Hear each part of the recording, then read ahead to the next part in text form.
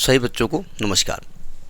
आज हम बात कर रहे हैं सिंगेज अलजेब्रा के एक चैप्टर की कॉम्प्लेक्स नंबर की। ये सिंगेज अलजेब्रा का भी है, आर डी शर्मा का भी है, एनसीईआरटी का भी है। जहाँ जहाँ कॉम्प्लेक्स है वहाँ का है। टॉपिक है क्यूब रूट ऑफ यूनिटी और उसकी कुछ प्रॉपर्टीज़ हैं, उसके बारे में बाद में बात करेंगे। क्या कहना चाहते हैं? देखिए, आपने बहुत बचपन से स्क्वायर रूट पढ़ा होगा। भाई किसी नंबर का स्क्वायर रूट आप निकालते हैं, स्क्वायर रूट ऑफ 4, तो आप कहते हैं इसकी वैल्यू 2 होती है। स्क्वायर रूट का मतलब होता है 4 की पावर 1/2। तो अगर 4 की पावर 1/3 हो तो इसको कहा जाता है क्यूब रूट, और इसको इंडिकेट किया जाता है एक सर्ड, इसको कहा जाता है सर्ड, SURD। ये इस प्रकार से यहाँ 3 लिख दिया जाता है तो ये हो जाता है क्यूब रूट। यहाँ 4 लिख दिया जाए तो ये 4th रूट हो जाएगा, n लिख देंगे तो nth रूट हो जाएगा। ठीक है, उसकी पावर 1/n हो जाएगी। तो हम यूनिटी बोले तो 1, यानी 1 की पावर 1/3 की वैल्यू हमने एक अलग नाम से उसका नाम दिया और हमने कहा उसका नाम है ओमेगा। मैथमेटिक्स में कॉम्प्लेक्स नंबर में, अब कॉम्प्लेक्स में क्यों रखा गया उसके बारे में भी बात करेंगे। उन्होंने कहा देखिए 1 की पावर अगर हम 1/3 करें तो इसका एक नाम दिया गया ओमेगा। ओमेगा मतलब जो W होता ना, W जब जड़ा जाए ऐसे मुँह कर ले तो वो ओमेगा बन जाता है। नहीं, मतलब मैं ऐसे बता रहा हूँ। तो यानी कि अगर हम क्यूबिंग कर दें तो ओमेगा क्यूब की वैल्यू 1 होती है। ये रिजल्ट आप याद कर लीजिए। ओमेगा एक स्टैंडर्ड नाम है, जब भी प्रूफ करने के लिए कहीं भी आएगा तो वो क्वेश्चन में देंगे कि omega is cube root of unity, वो बता देंगे कि ओमेगा क्या होता है। नहीं दें तो आप समझ जाएंगे कि अगर कॉम्प्लेक्स से रिलेटेड है या मैथमेटिक्स से रिलेटेड है तो ये omega cube root of unity होता है। ठीक है, अब आपने फिजिक्स में इसको एंगुलर वेलोसिटी से पढ़ा होगा, वो एक अलग थ्योरी है। अब ज़रा समझिएगा, अगर हम इसको फैक्टराइज करना चाहें तो ओमेगा क्यूब -1 यानी 1 क्यूब बराबर 0 कर सकते हैं। अब हम a cube minus b cube को फैक्टराइज कर सकते हैं। तो फैक्टर्स क्या होंगे?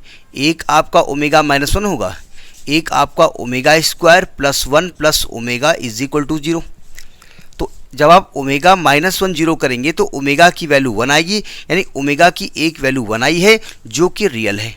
ठीक है, और जब इसको 0 करेंगे तो आएगा 1 प्लस ओमेगा स्क्वायर बराबर 0। इस रिजल्ट को भी आप याद कर लें कि 1 प्लस ओमेगा स्क्वायर 0 होता है।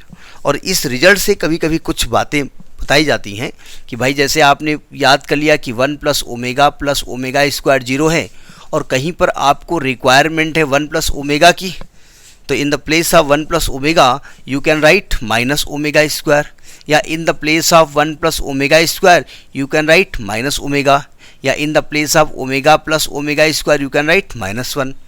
मतलब कहीं पर 1 प्लस ओमेगा है तो यहाँ से 1 प्लस ओमेगा निकालो तो माइनस ओमेगा स्क्वायर हो जाएगा। 1 प्लस ओमेगा स्क्वायर है तो माइनस ओमेगा हो जाएगा, ओमेगा प्लस ओमेगा स्क्वायर है तो -1 हो जाएगा। तो ये रिजल्ट हम यूज़ करेंगे। ठीक है, अब यहाँ से ज़रा हम ओमेगा की वैल्यू निकाल लेते हैं। देखो ध्यान से, एक ओमेगा की वैल्यू तो 1 आई है, यानी रियल है। अब सिंपल सी बात है कि भाई omega cube is equal to 1 आप लिख रहे हो, यानी you are writing you are seeing that omega is having the degree 3। तो अगर डिग्री 3 है तो there will be 3 values of omega. तो एक वैल्यू तो 1 आ गई। अब अन्य वैल्यू कैसे निकलेगी? अन्य वैल्यू यहाँ से निकलेगी। देखिए, omega square plus omega plus 1 बराबर 0 है। ये क्वाड्रेटिक इक्वेशन है। अगर हम क्वाड्रेटिक की याद करें कुछ ऐसी कि ax square plus bx plus c is equal to 0 होता था, तो हम x की वैल्यू निकालने के लिए एक तो फैक्टराइजेशन मेथड यूज़ करते थे, और अगर फैक्टर्स पॉसिबल नहीं हैं तो हम श्रीधराचार्य लगाते थे। तो यहाँ पर x की तरह ओमेगा ट्रीट कर रहा है, तो यहाँ पर a की वैल्यू क्या है? 1 है, b की वैल्यू क्या है? 1 है, और c की वैल्यू क्या है? 1 है। मतलब एक्स स्क्वायर का कोफिशिएंट a होता है तो ओमेगा स्क्वायर का हम नहीं, मतलब स्टैंडर्ड से कंपेयर में कर रहा हूँ और कोई मतलब यहाँ पर नहीं है। एक सेकेंड। तो अगर हम ओमेगा की वैल्यू निकालें तो फॉर्मूला हम पढ़े हैं -b plus minus under root B square -4ac/2a। ये धराचार का फॉर्मूला होता है एक्स की वैल्यू निकालने के लिए। तो ओमेगा की वैल्यू आ गई -1 plus minus under root 1 -4/2a is 1। तो -1 प्लस माइनस अंडर रूट -3/2। अब देखिए, रूट के अंदर निगेटिव आ गया। 10th लेवल तक हम रूट निगेटिव को इमेजनरी मान के छोड़ देते थे। अभी क्या होगा, रूट -3 को हम चाहें तो -1 × 3 ले सकते हैं, और रूट -1 को अलग और √3 को अलग कर सकते हो, ये i होता है, तो ये आएगी वैल्यू -1 प्लस माइनस √3i/2, यानी एक वैल्यू आपकी ओमेगा की आ गई -1/2 प्लस i √3/2 और एक वैल्यू आ गई -1/2 माइनस i √3/2। तो ये दो और ओमेगा की वैल्यू आ गई, तो इन्हें हम कॉम्प्लेक्स रूट्स कहते हैं, कॉम्प्लेक्स वैल्यू। ये रियल वैल्यू है, वो इमेजनरी ना कहें, कॉम्प्लेक्स कह सकते हैं, तो दे आर कॉम्प्लेक्स रूट्स, ठीक है। तो ओमेगा की एक रियल वैल्यू होती है, ओमेगा 1 होती है, और दो कॉम्प्लेक्स वैल्यू होती हैं जो कि ये होती हैं -1 प्लस i √3/2 और -1 माइनस i √3/2, ठीक है। तो एक तो ये कॉन्सेप्ट है। अब इसकी कुछ प्रॉपर्टीज़ हैं, हम प्रॉपर्टीज़ को प्रूफ नहीं कराएंगे, हम केवल बता देते हैं, जहाँ ज़रूरत पड़ेगी थोड़ा बहुत हिंट उसकी हम दे देंगे, ठीक है। देखो इसकी प्रॉपर्टीज़ देख लेते हैं।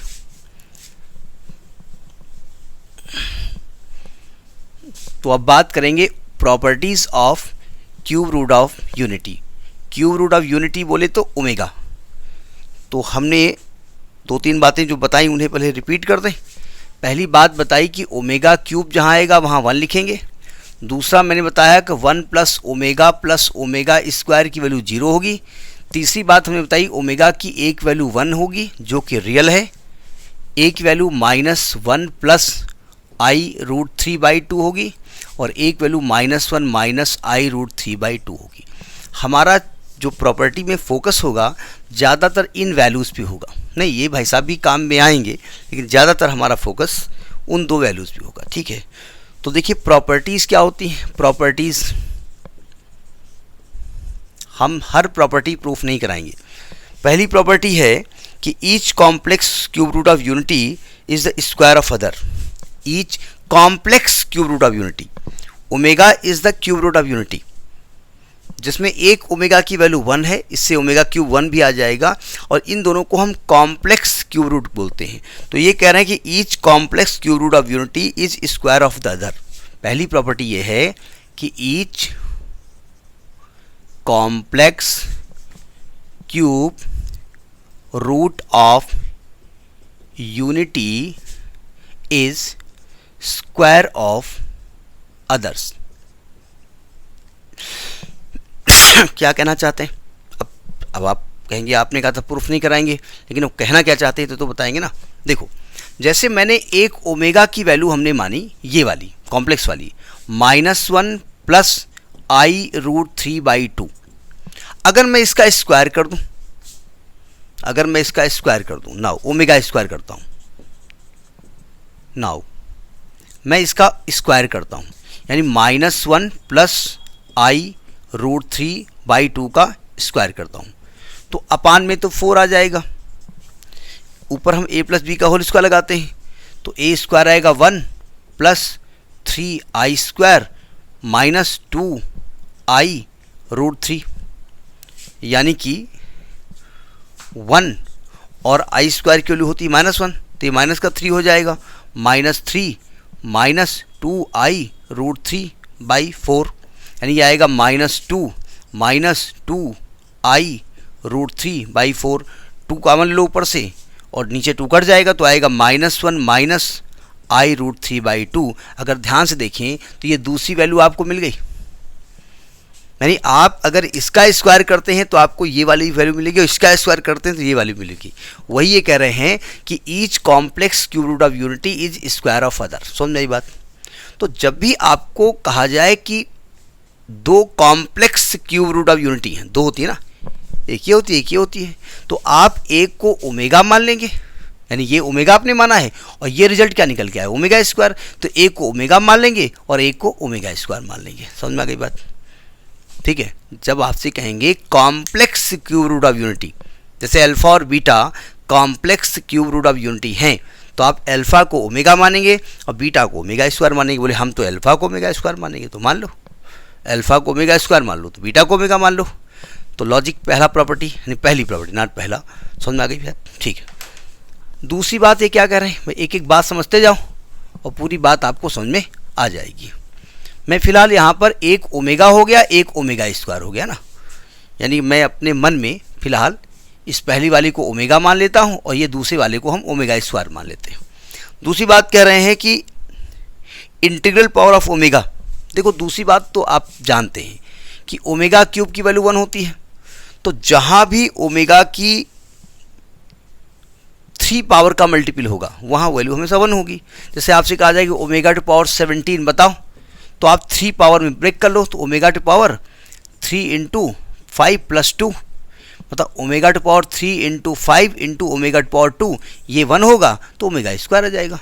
तो जब भी आपको ओमेगा की पावर कुछ भयंकर लिखी हो तो उसको आप क्या करेंगे, उसको 3 के मल्टीपल में ब्रेक कर दो। अब सिंपल सी बात है, 3 के मल्टीपल में ब्रेक कर दोगे तो 3 पॉसिबिलिटीज़ हैं, या तो नंबर 3 से कट रहा होगा तो अल्टीमेटली रिमाइंडर कुछ बचेगा नहीं, या तो रिमाइंडर 1 बचेगा, अगर +1 बचेगा तो ओमेगा वैल्यू आ जाएगी, अगर 2 बचेगा तो ओमेगा स्क्वायर वैल्यू आ जाएगी। 3 रिमाइंडर हो नहीं सकता, जिस नंबर से डिवाइड करोगे उससे एक कम ही तो बचेगा रिमाइंडर, ठीक है। तो दूसरी प्रॉपर्टी हो गई। तीसरी बात समझिए, तीसरी बात अभी हम बता चुके हैं कि 1 प्लस ओमेगा स्क्वायर की वैल्यू 0 होती है। सम ऑफ द 3 क्यूब रूट्स, ये रूट्स ही तो निकले हैं क्यूब रूट्स, एक 1 है, एक ओमेगा है, एक ओमेगा स्क्वायर है। तो अगर हम 1 और ओमेगा प्लस ओमेगा स्क्वायर करें, और वैसे भी 0 आ गया था पीछे, 1 प्लस ओमेगा स्क्वायर, और अल्टीमेटली इन तीनों वैल्यू को ऐड करके देख लो तभी 0 आएगा। अगर तीनों वैल्यू को ऐड कर दो तभी 0 आएगा। तो आपसे ये भी कह सकते हैं कि भाई प्रूव करिए कि sum of the cube root all the roots of omega is 0। तो तीनों को प्रूव जो है आप ऐड कर दो, क्योंकि रूट्स एक 1 है, एक ओमेगा है और एक ओमेगा स्क्वायर है। करके देख लो चाहे, ये तो हमने फैक्टर से बताया था, यहाँ करके देख लो।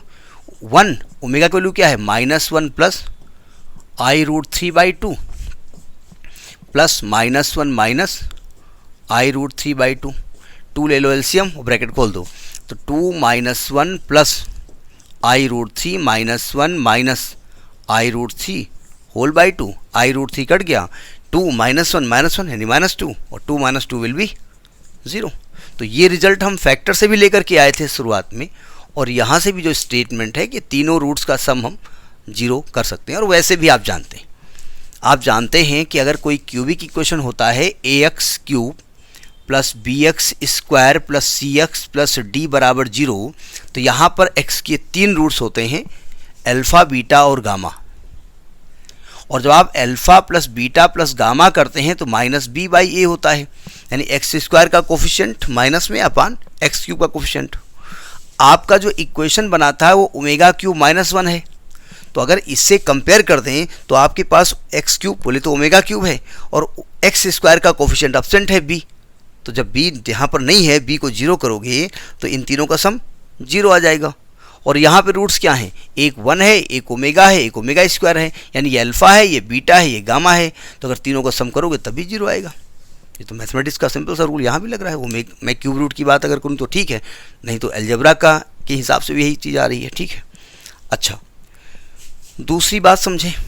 दूसरी मतलब अगली बात जो भी नंबर है इसमें देखिए कॉम्प्लेक्स रूट जो हमने माना, अब जो भी इसका नंबर है ज़रा देख लीजिएगा। जो कॉम्प्लेक्स रूट माने हैं आपने, एक ओमेगा माना है, एक ओमेगा स्क्वायर माना है। अगर मैं ओमेगा का कंजुगेट निकाल देता हूँ, यानी -1 प्लस I√3/2 का कंजुगेट निकाल देते हो, तो कंजुगेट में आप जानते हैं कि जो I का साइन होता है वो चेंज हो जाता है। तो क्या आएगा, -1 माइनस I√3/2। तो देखो ये ओमेगा स्क्वायर आ गया, ये वैल्यू आ गई। यानी कि कॉम्प्लेक्स क्यूब रूट में एक का कंजुगेट दूसरा होता है। अच्छा, दूसरा समझिए, जो आपका ओमेगा स्क्वायर है ना, वो वाला रूट, उसका कंजुगेट निकालो तो आएगा -1 प्लस I√3/2, ये ओमेगा है। तो यानी कि दोनों कॉम्प्लेक्स क्यूब रूट जो हैं वो एक दूसरे के कंजुगेट होते हैं, ठीक है। ये भी एक प्रॉपर्टी हो गई जाकर के। अगली बात समझें आप, ये सब बातें आप जानते हैं, बहुत डिटेल में इसके अंदर जाने की जरूरत नहीं है। आपको इतना याद करना है कि ओमेगा क्यूब की वैल्यू 1 होती है, ठीक है।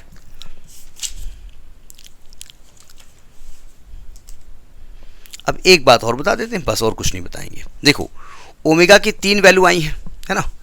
ओमेगा की एक वैल्यू आई है 1। अगर 1 को लिखें कॉम्प्लेक्स में तो 1 + 0i लिखेंगे।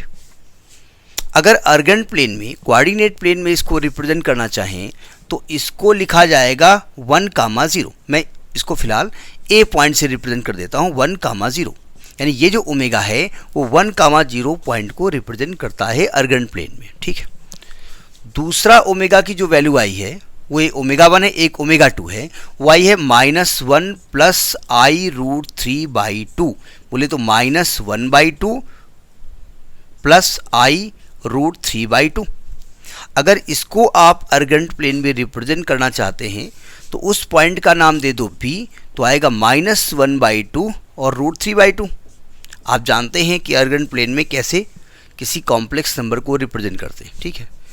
तीसरी वैल्यू जो ओमेगा 3 आई है वो आई है -1/2 माइनस I√3/2।